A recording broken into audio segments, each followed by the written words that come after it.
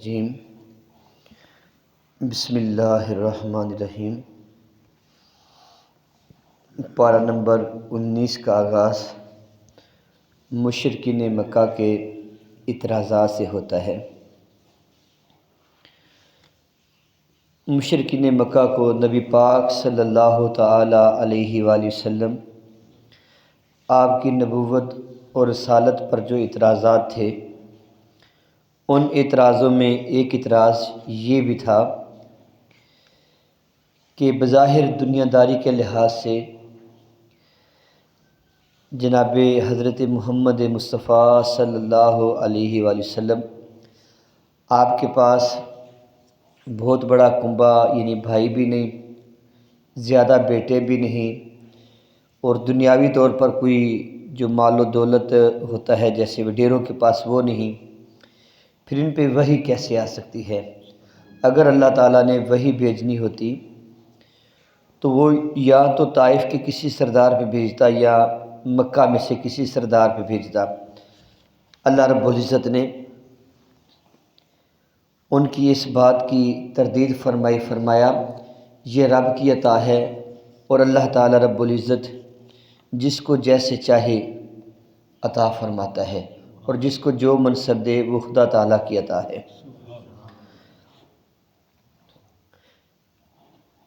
اس کے بعد اللہ تعالیٰ رب العزت نے اپنی توحید کے دلائل بیان فرمائے۔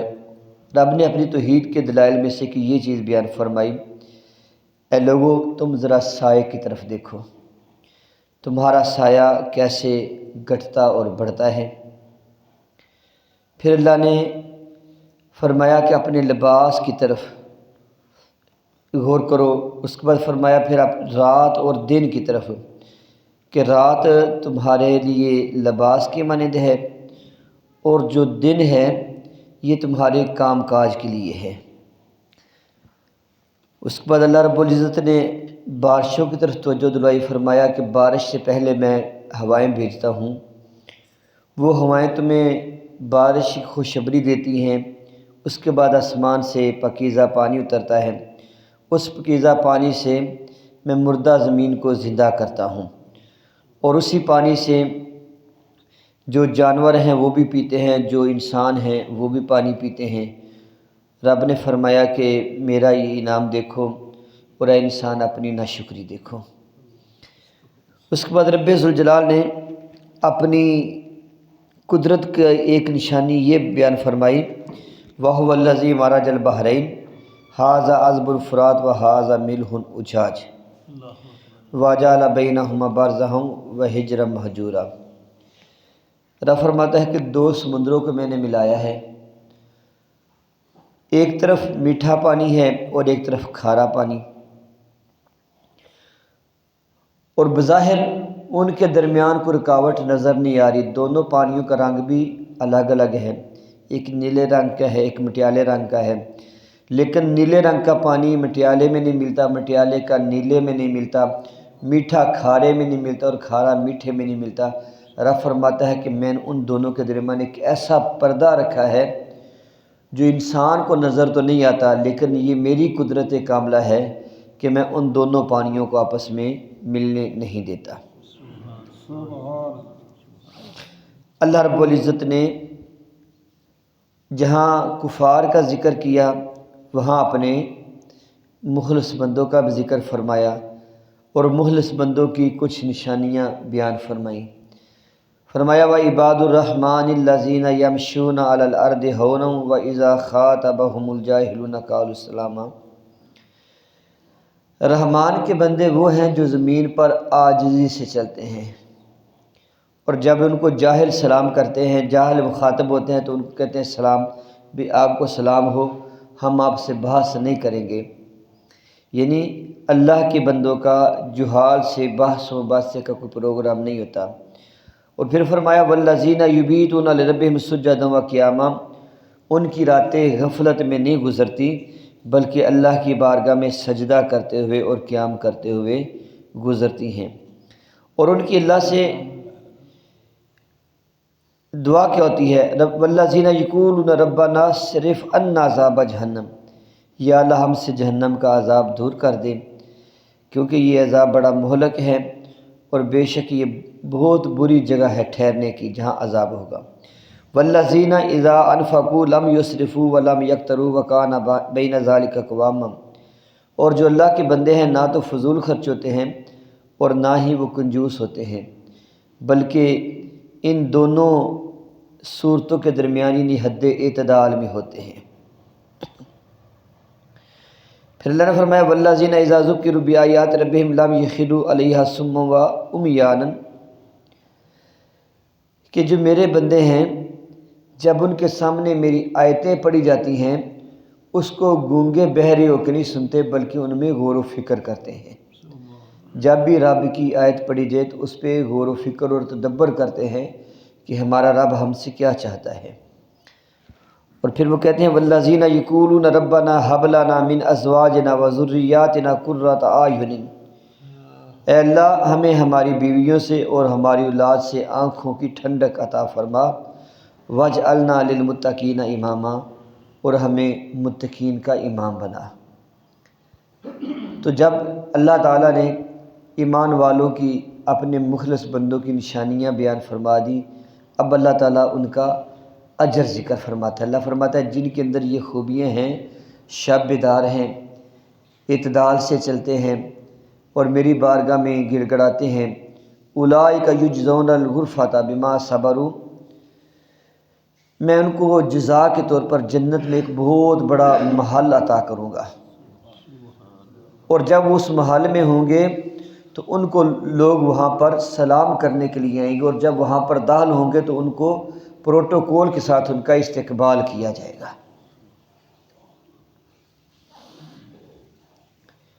سورۃ شعراء کا آغاز بھی یہ 19ویں پارے میں ہو رہا ہے 5ویں رکوع سے۔ سورہ شعراء کے اندر اللہ رب العزت نے انبیاء کرام کے واقعات بکثرت بیان فرمائے ہیں۔ 3 صورتیں ہیں جن 3 صورتوں میں تکرار کے ساتھ اور تقریباً ملتے جلتے مضامین کے ساتھ اللہ رب العزت نے انبیاء کے واقعات ذکر کیے۔ عمومی طور پر 4 صورتوں میں زیادہ ملتے ہیں لیکن 3 میں مشابہت ہے بڑی حد تک مضامین کی، سورۃ الاعراف، سورہ ہود اور سورہ الشعراء۔ اللہ رب العزت نے سب سے پہلے جناب حضرت موسیٰ علیہ السلام کا ذکر فرمایا، اور حضرت موسیٰ علیہ السلام کا ذکر اس انداز میں کیا کہ جب اللہ نے حکم دیا اے موسیٰ جا کے فرعون کے پاس جا کر تبلیغ کرو،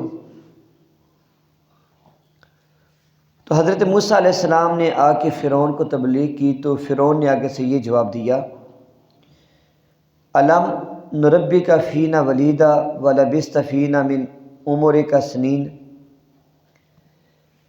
اے موسیٰ تو نے میرے محل میں پرورش پائی، اور اے موسیٰ تو نے ہمارے سامنے ہی یہاں جوانی کی عمر تک پہنچے، آج تم نے میرے خلاف بغاوت کر کے اور میرے دین کے خلاف ایک نیا دین کھڑا کر کے جو تو کام کیا ہے تو ناشکرا ہے اور احسانات کو بھولنے والا ہے۔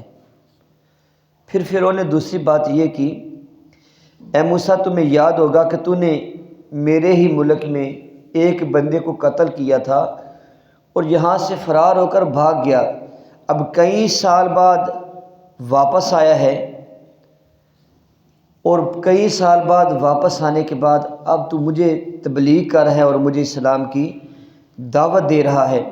تو جناب موسیٰ علیہ السلام نے فرمایا فرعون میں تیرے پاس اس لیے آیا ہوں کہ تو جو اپنی خدائی کا دعویٰ کرتا ہے تو جھوٹا خدا ہے، تو میں یہ بتانے آیا ہوں کہ تو کسی کا رب نہیں، تو کسی کا کچھ نہیں کر سکتا، بلکہ رب العالمین وہ ذات ہے جو ساری کائنات کو پالنے والی ہے۔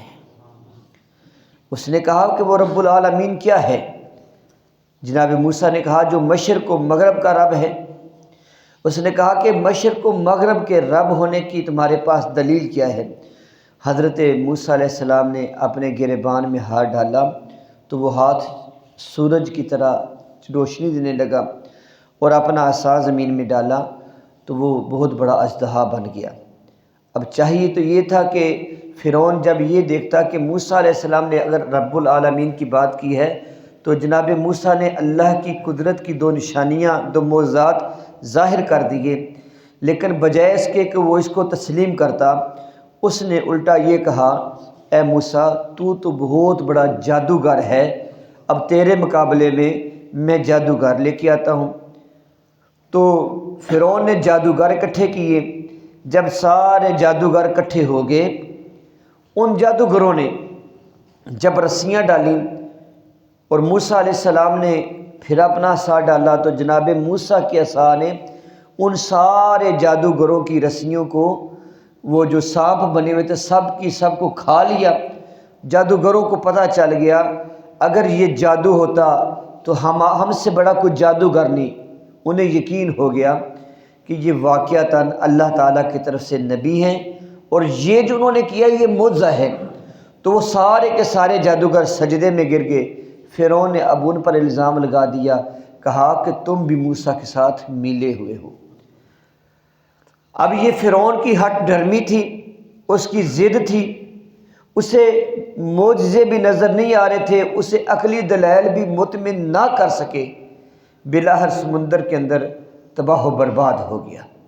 تو ایسے ہی اللہ تعالیٰ نے اس صورت کے اندر یہ واقعات انبیاء کرام کے بیان کیے۔ ایک کو میں نے تھوڑا سا تفصیل سے بیان کر دیا کہ ہمارے پاس رب کی طرف سے نشانیاں آتی ہیں تو جو تسلیم کرنے والے ہیں وہ کامیاب ہو جاتے ہیں، اور جو ہر چیز کو اپنی عقل کے ترازو پہ تولتے ہیں اور ضد اور ہٹ درمی پہ آتے ہیں، ان کا انجام وہی ہوتا ہے جو فرعون اور اس کے لشکر کا ہوا۔ وہ تباہ و برباد ہو گئے اور ان کا نام و نشان ختم ہو گیا۔ اللہ رب العزت ہمیں اپنے پیارے محبوب صلی اللہ علیہ وسلم کی اتباع نصیب فرمائے، آمین بجاہ النبی الامین صلی اللہ علیہ وآلہ وسلم۔